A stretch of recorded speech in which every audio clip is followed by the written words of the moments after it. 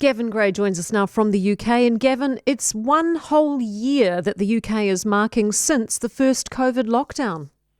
Yes, that's right. And I'm afraid it's been a long year. The Queen described it as really reflecting on the year as grief and loss felt by so many. There was a minute's silence held just under 5 hours ago. Parliaments across the UK paused their business really to observe that, and so did several workplaces too. The Prime Minister, who of course himself was very seriously ill with coronavirus, observed the silence privately.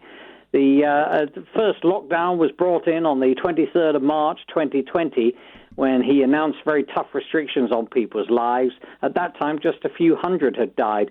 Now the death toll has risen to over 126,000, though, of course, different countries are counting it in different ways. Either way, that is a significant number of people who have lost loved ones, and people are being asked this evening, in just 3 hours' time now, to stand outside their door at 8 p.m. with phones or candles and torches to signify a beacon of remembrance. But it is, for many, a very, very difficult time. I bet. And there's now a fine, Gavin, $10,000 fine if you travel overseas without good reason.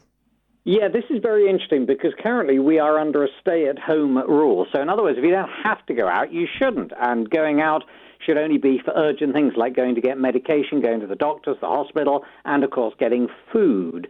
But things, I noticed the traffic on the roads, frankly, is pretty much the same as it was before the lockdown. Now, that stay-at-home rule ends on Monday, and the government was suggesting that perhaps people could be allowed to go on holiday abroad from the 17th of May. Indeed, the airlines have been gearing up for that.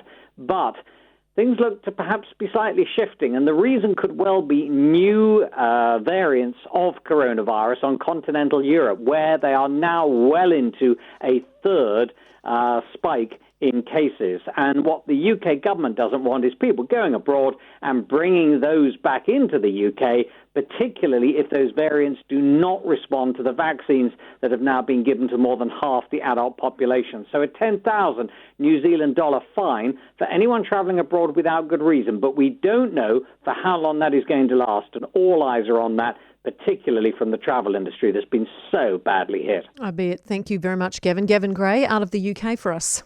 Listen to Rugby Direct every week to get the lowdown on all you need to know from the rugby world. Rugby Direct has it all. All Blacks, Black Ferns, NPC and more. Listen to Rugby Direct, powered by News Talk ZB on iHeartRadio or wherever you get your podcasts.